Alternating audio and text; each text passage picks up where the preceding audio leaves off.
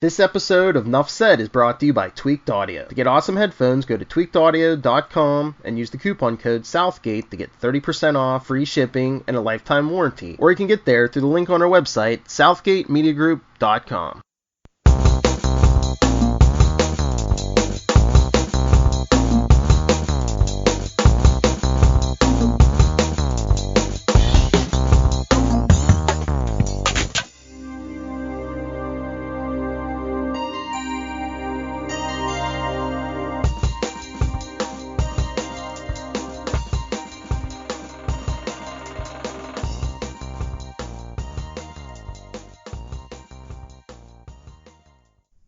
In a world of capes and lunatics, gods and monsters, and all things in between, there is a team of heroes, humans, inhumans, robots and time travelers, out trying to protect you from the forces you don't even know exist. They are the Agents of S.H.I.E.L.D., and this is the Nuff Said podcast. Hello, heroes. It is I, your host, Charlie, the Professor Esser, and with me, as always, is my skinny rich friend. It's Mozz. Hey, Mozz. Welcome to Season 7, Episode 6, Adapt or Die. After blowing its cover and damaging the Zephyr in the process, the team must scramble to rescue Mac's parents, save S.H.I.E.L.D. from the Chronicom infestation, and fix the ship. Daisy and Sousa are at a disadvantage against Nathaniel Malik. Okay, our director this week is April Winnie. Stan Lee and Jack Kirby, of course, are getting those based on Marvel Comics by credits. Sorry. Joss Whedon, Jed Whedon, and Marissa Tancharoen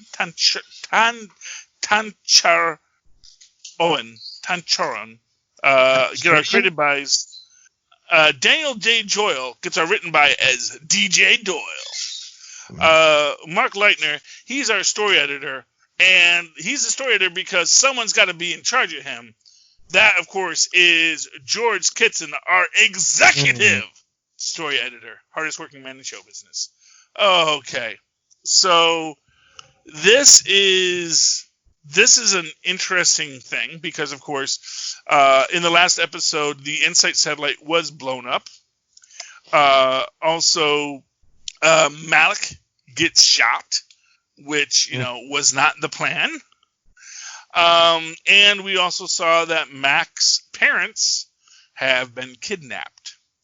As we open up this episode... Now, is that like something in history that had always happened, or was that a new event?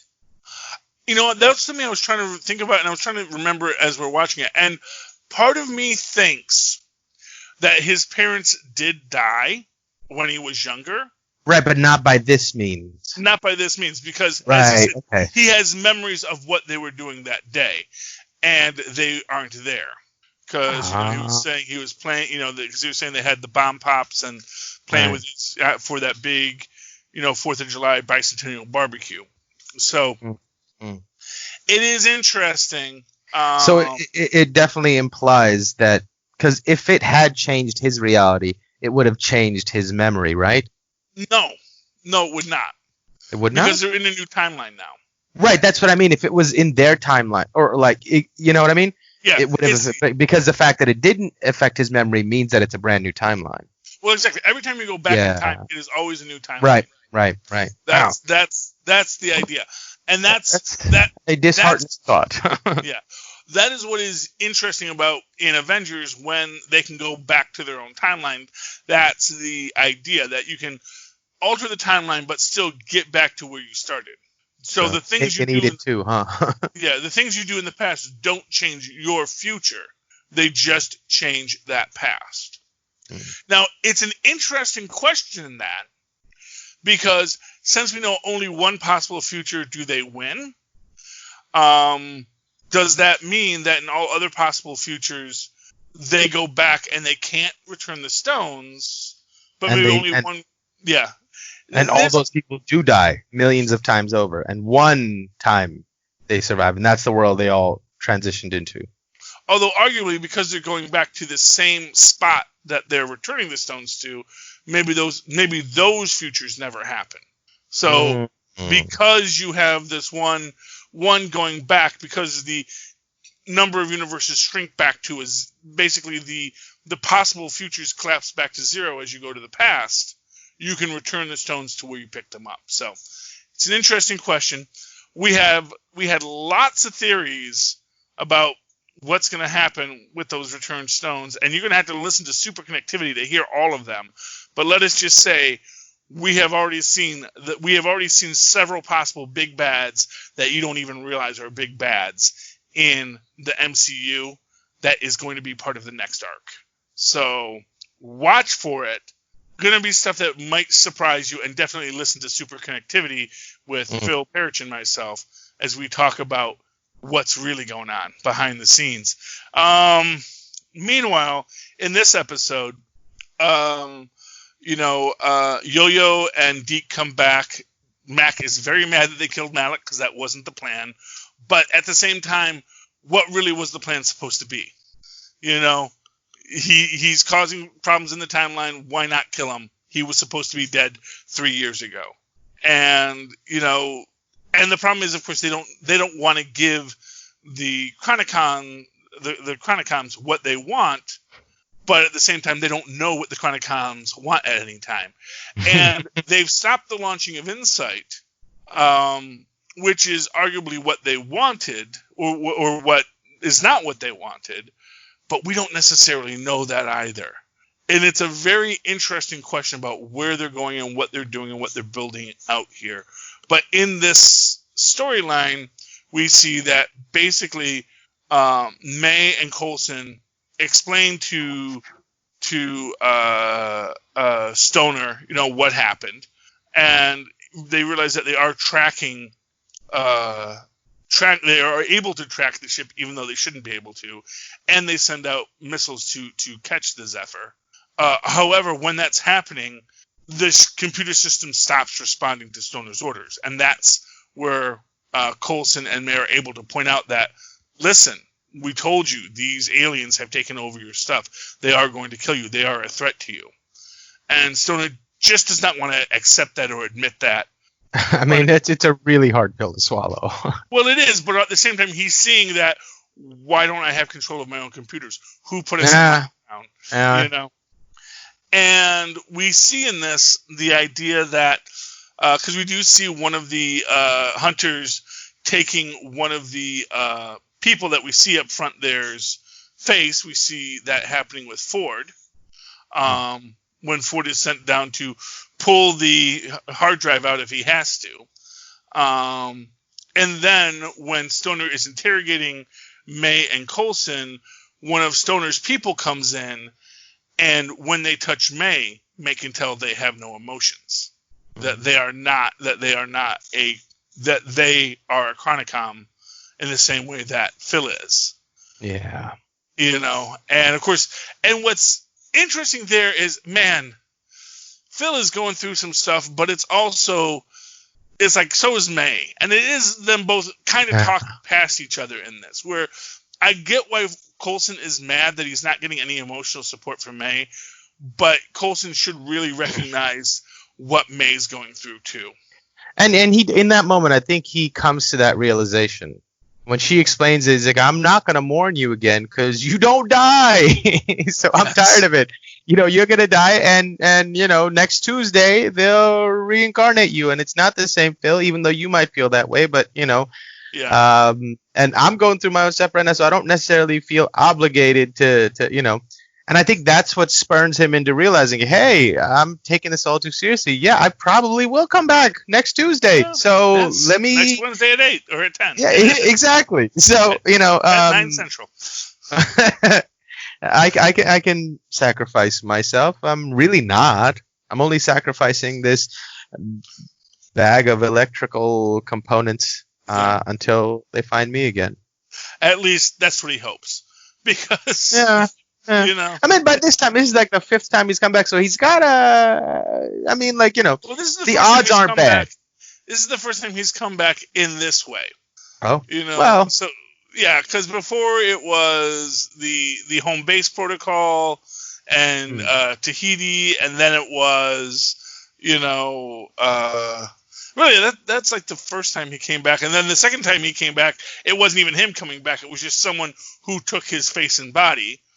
And this is for him. This is really only his second time coming back from the dead. So to everybody else, he's been back more than once, but really from his perspective, he hasn't been. So it gets complex. It gets a little different. But so how they have his consciousness stored somewhere, right? It wouldn't be that complicated to create another LMD, right?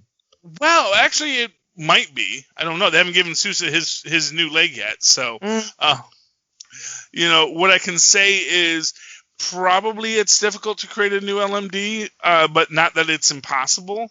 But at the same time, there's also this quality of it that, only if he is remotely booting up or backing up himself, like if there's a system that they have in the Zephyr that backs up Phil real time, would they be able to do that? So, or would they restart him from the last save point and he'll relive those same memories again and have the same consternation of his situation again, and have no memories of May being different and yada yada yada. Exactly, and that could be another thing, or they just sort of create false memories, or like I said, maybe they do back him up every night, so he'd like be missing a day or two. So, I mean, that's smart. That makes sense. I would hope they're that smart. You do want to back up your Phil, so save your Phil before you're done that. Before you shut him off for the day. But yeah, so although that could arguably cause other problems too, because then you've got another copy of him that's out there that you could then arguably mass produce. So you don't want 10 Phils running around. Battalion of Phils? Oof. I mean, if you were going to war, you might want that, but it's like the clone troopers. At a certain point, it gets a little disturbing.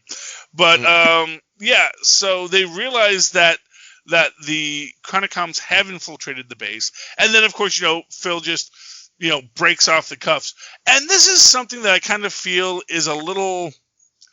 It's one of these issues with power seep in superheroes and supervillains, where they are as strong as they need to be for this situation, because he can just crack the cuffs without a problem. Meanwhile, later when the human level characters are fighting Chronicoms, they have no problem snapping their necks. So, now granted, they're trained fighters, and maybe they've studied, here's how you crack a Chronicom neck, or what have you. But it just seems like there is this thing where, they're able to fend off this arguably superhumanly strong robot. Although there's a secondary argument in there that maybe they're not superhumanly strong, maybe they're just very strong. Yeah. Meaning like Captain America doesn't have superhuman strength. He has the peak amount of human strength. So he's like he's as strong as like a professional weightlifter or an Olympic weightlifter, where he can like lift 500, 600 pounds, no problem. He has that amount of strength and torque in his body.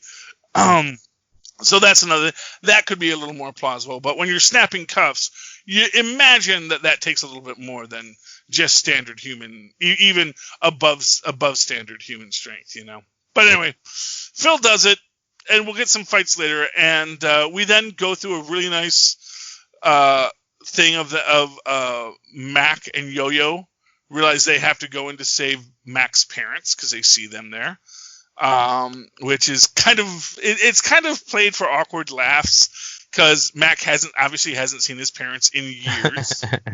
Because I do think they probably were supposed to die shortly after this. Yeah. And I think that's what really sets him off, is he went back to a time when they were supposed to be alive, and they weren't. And it is... we're maybe getting a little ahead of ourselves here, because before we get to that, there is this, like I said, it's this awkward moment where he meets them, and he's talking to them as they are his parents, or he thinks goes to hug his mom. Yeah. She's like, get off me! Who are you giant man? Yeah, and Yo-Yo has to say, says, this is my girlfriend, Yo-Yo.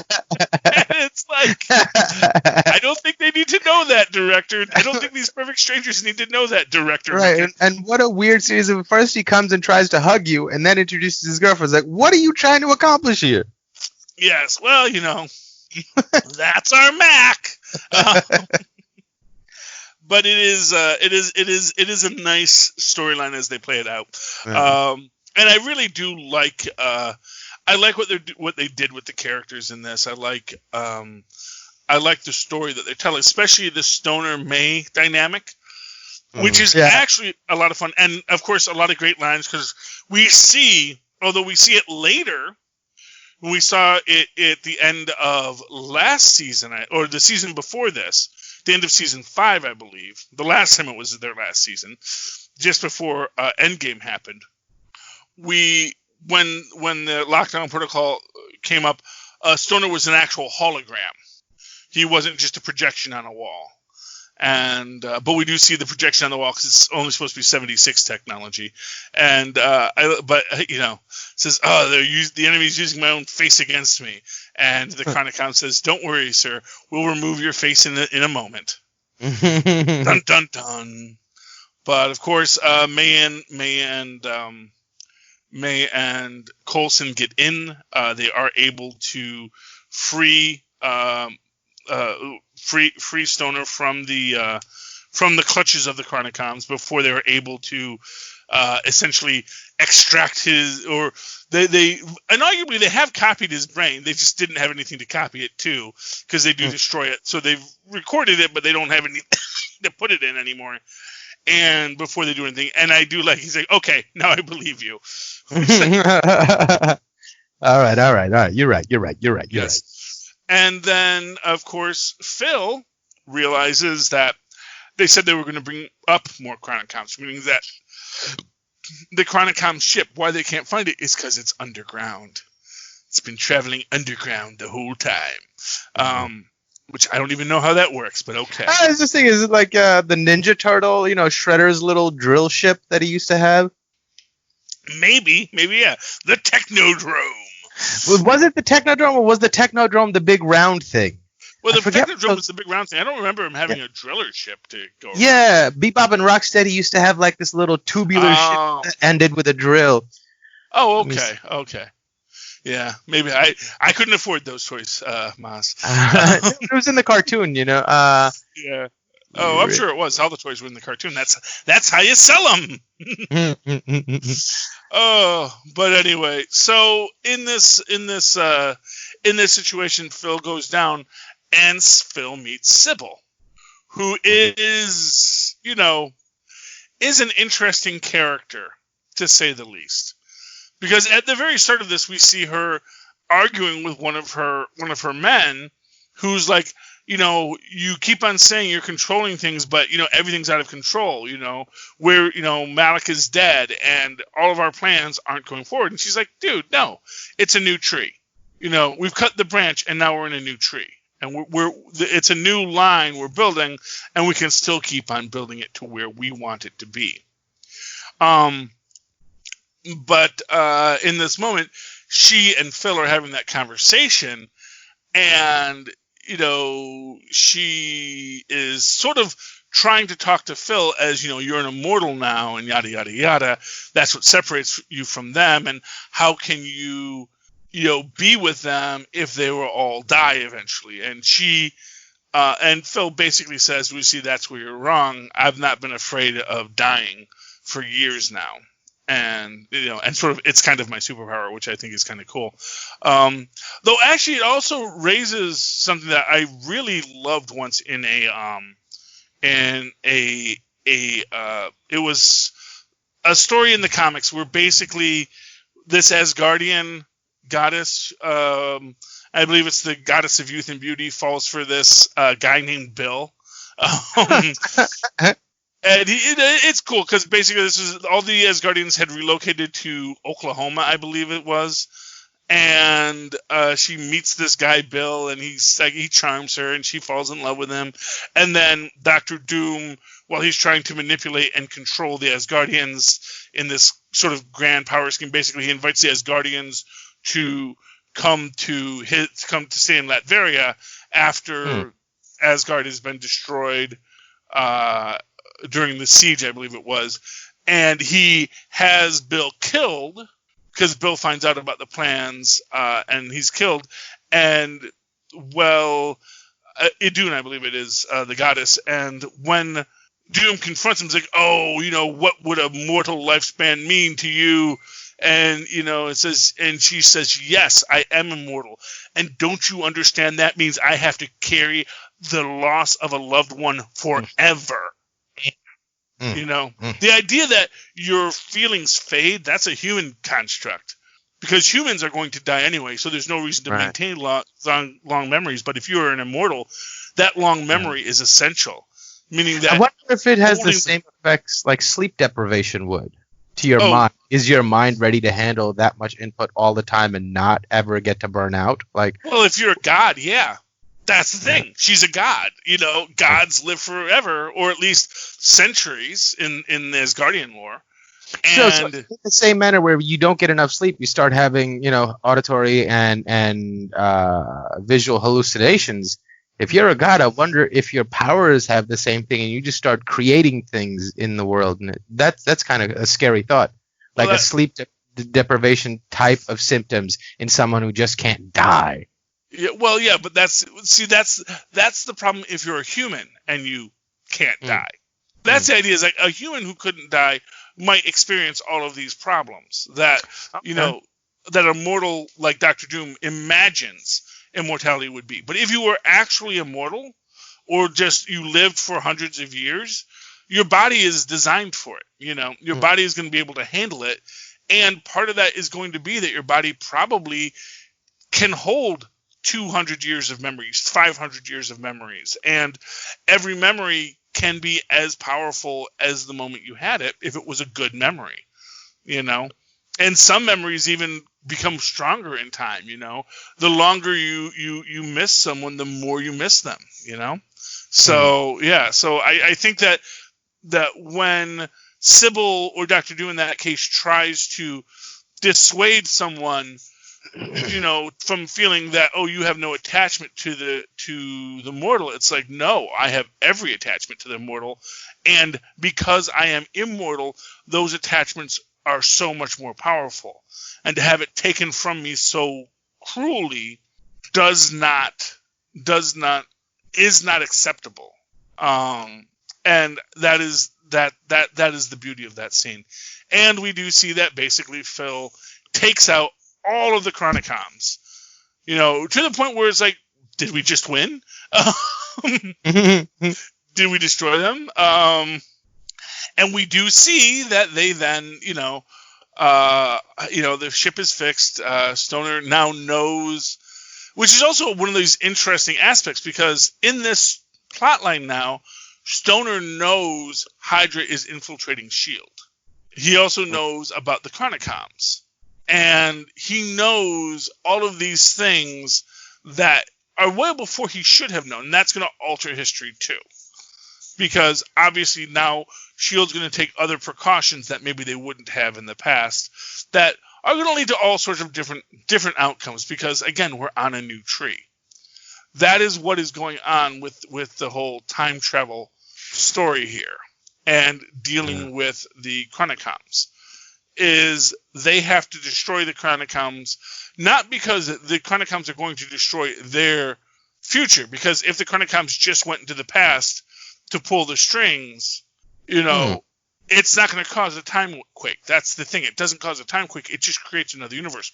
What the Chronicoms are trying to do is create a universe where they can take over the world to be the new home of the Chronicoms. And what's interesting is let them have a world, leave them alone. Well, yeah, and it's not like they can't breathe. Why don't they just go to Mars? They could have a nice time on Mars. It's uninhabited as far as we know. And, but I think because they blame Earth for the problems that they they're being petty. They're being petty is basically the argument that you can make. Yeah. Petty Chronicoms. But we get to this point because we actually, we're jumping back and forth in this. Before Mac knows his parents are LMDs or Chronicoms. He and his father, they're having a nice moment together, talking, and they get to this door that's under lockdown, and they say, we had to get through the door, but he says, we can't torque it open. And I don't know nothing about brake systems, so when he says we can't torque it because and I guess it has to do with the rotors, that because it works like a braking system, the more force you apply, the rotor is just going to apply more force back. I'm guessing that's supposed to be how it works.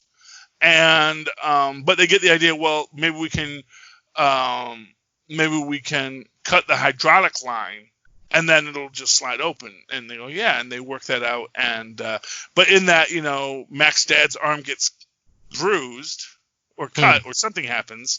And that, or something, or burned. Yeah. Something. Well, he injures his arm, but then it becomes this issue because after they're reunited and they're on the plane and going back to the Zephyr, Melinda realizes that, that Mac's parents are Chronicoms.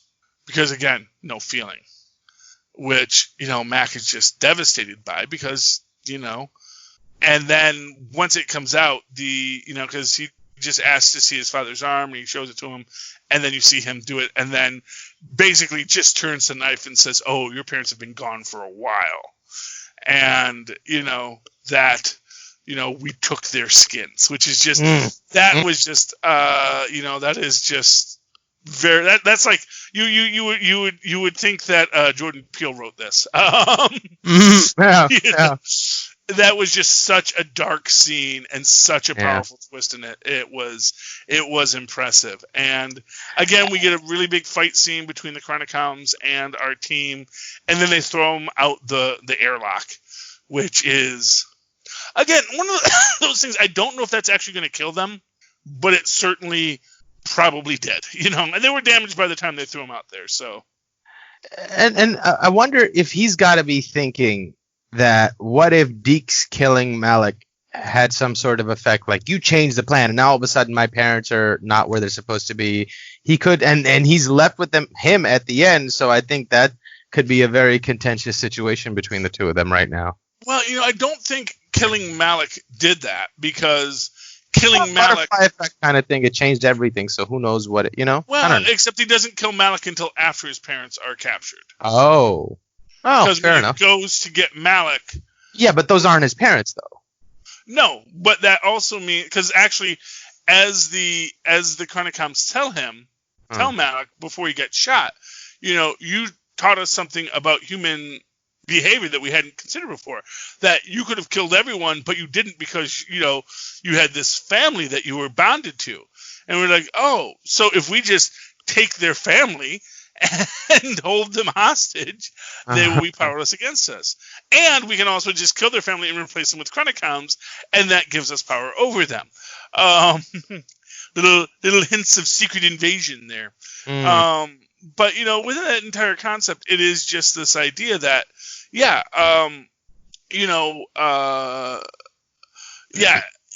I don't think that he blames Deke for his parents getting captured. He's just mad, and it's like he's already mad at Deke, and now this. Yeah. And I think that Deke is, or not, I think Mac is very, very beaten down by what the world has given him in this episode, and that's, they leap, and then he's like, I just need some air, and we see that they have time. It's supposed to be time, but again, the leap comes too fast. Because we see them talking, and that's one thing we didn't talk about in this, is Nathaniel Malik and Daisy and Sousa. And we would be remiss if we did not talk about that storyline in the barn. Wait, what happens with them? Well, so if you remember at the end of last episode, Daisy and right. They got right. And Malik is like, which I do love this aspect of it, because again, it is what is Hydra, and Daisy calls him Hydra, and he says, well, I'm not. You think I'm Hydra? do I look like a kind of guy who worships a space god, or some space octopus? And then, says, look at my guy. See that suit? He's here because he's got mouths to feed. We don't, very, very derisive of the entire philosophy of Hydra. And what's great is, like, it's a feedback loop feeding in on itself. Is like they went back in time and he encountered Daisy, and that's what set him on this path. Oh, yes. Because, superpowers, that'd be cool. Yeah. And we do see that, and then we get the reference to Whitehall, which, of course, this is what happened to Daisy's mother, was that Whitehall experimented on her to gain her powers, and now Nathaniel is doing. That's why he says to Daisy. What Daisy says to Sousa after she's been, knocked out by it, says, I can't let it happen again. Or specifically, I think she says it's happening again. It can't happen again. Gotcha. Yeah, and Sousa's trying to understand it all. And it is amazingly powerful. And then we see that how she got it, we don't know. We're not going to ask too many questions, but she's shoved a wedge of glass. Yeah, I mean, into her own hand. It's amazing. And it's such a great scene because he's trying to motivate her. He's like, you gotta fight. And he's like, oh, okay, you are fighting. I dig it. Yeah, well, every ounce of her body. And I wonder, with her inability to use her powers, it reminded me of when they drugged Kilgrave in Jessica Jones to make his powers cease working. I wonder if that, I don't think they ever mention what the chemical is, but it sort of suggests that there are these chemicals that will inhibit superpowers, which is kind of interesting when you think about it.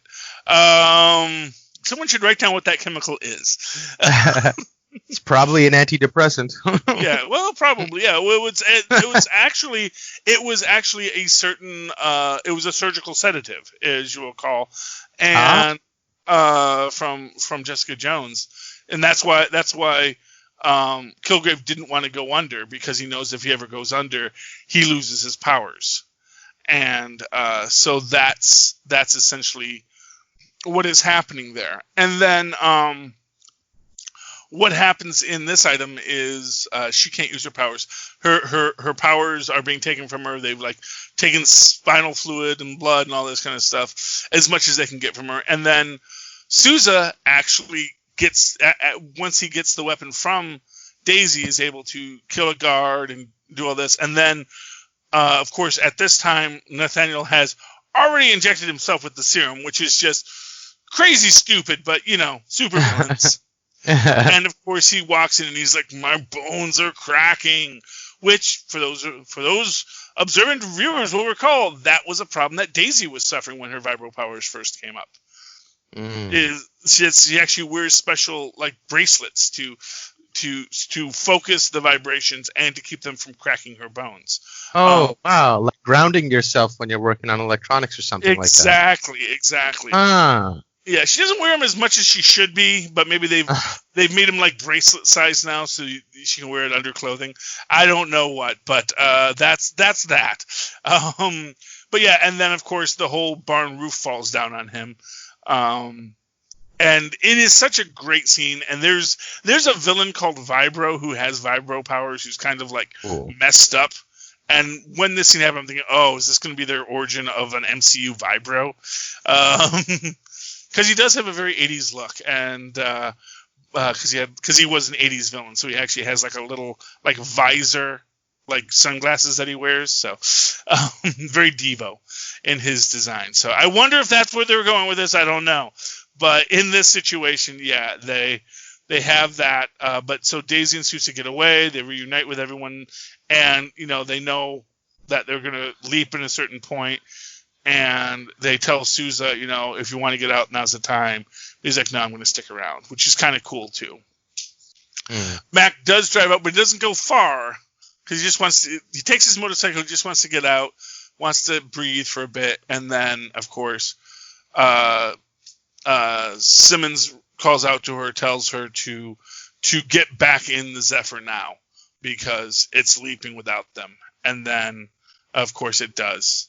And then they're stuck Oh, because first they leap the first time, and that takes them to the 80s. And then Mac goes out, and then it leaps without them realizing that it was going to leap so fast. And now they're stuck in 1983. I wonder if we'll encounter older versions of Mac and Deke in the next episode. Because they're going to jump 10 years, right? No, yeah. I didn't. Oh, you didn't see the preview? Oh. Yeah, Max got like a year's worth of beard growth in it. Oh, okay. Oh, so they only go. Okay, they don't go past too far. Yeah, they don't go too far because already in '83, well, that's what we see of Max. So when they actually reunite with the agents, well, I know because I've seen the episode, but Mozz hasn't. So we don't know how long it's going to take them to get to see the agent. But there is a lot that goes on in the 80s, and Deke is just being Deke and is great at being Deke. So you gotta love that, and can't wait. Yeah, I really can't wait for you to see it, and it's gonna be fun to talk about. Next week, we also start over on Full Stream Ahead the new season of Agent Carter. So, Mozz, any final thoughts on tonight's episode? No, I think it was a really fun one. I'm really enjoying this season. I'm glad there's so much of it. I was under the impression, for some reason, that just because we were doing Agent Carter alongside this, that it was going to be a short season. But I forget this is on TV, so it'll be a whole, what'd you say, 13 episodes? 13 episodes. So we're about halfway through it, but yeah, we're going to keep on going. And that's going to be amazing. So, okay. So in the meantime, why don't, if you've liked listening to this and you are thinking of something else to do and you're bored and you want to challenge yourself mentally, why don't you go over to huntakiller.com, link up with Michelle Gray, who needs your help solving an old cold case. It's like having an escape room delivered to your door every month. And they're a sponsor of the show, and we'd be honored if you would let them know that Nuff Said sent you. Meanwhile, if you want to listen to this show in a better way, go to tweakedaudio.com. That's tweakaudio.com, all one word. And take a look at some really fantastic headsets and earpods and speakers and the entire panoply of top-graded audio equipment. And if you want anything else in your life, because, maybe you say, well, that's not something I'm looking for right now, that's fine. Go on down to our show notes. There you're going to find a link to Amazon. That will get you to everything else in the world. And you can buy things you need, you want, you desire. Cost you nothing. It means the world to us when you do. And when you're there, check out Pod Life, the book that the podcasters of the Southgate Media Group network wrote about what podcasting is to them and how it saved their lives, or made their lives more fun at least. You can do all that down in the show notes over at Amazon. And then in the meantime, Mozz, if anyone would like to talk to you about any of the wonderful things that they can do, how can they do that? Oh, they can email me at mozzmanzor@gmail.com or find me on Facebook under Mozz Manzor. That's MOZZMANZOOR. And if you'd like to write to me in that old-fashioned email way the way our Mozz and Paz once did at the turn of the century, do so at superconnectivityblog@gmail.com. That's superconnectivityblog, all one word, at gmail.com. Of course, follow me on Twitter as I live tweet this very show, Agents of S.H.I.E.L.D., every Wednesday night, 10 Eastern, 9 Central, at Charlie Esser. That's CharlieEsser. Look for the 2 E's in the middle. For quality. Bing! Thank you, Mozz. All right, ladies and gentlemen, thank you. Thank you, agents, once again, for joining us as we talk about this grand final season of Agents of S.H.I.E.L.D. And until next time, Nuff said.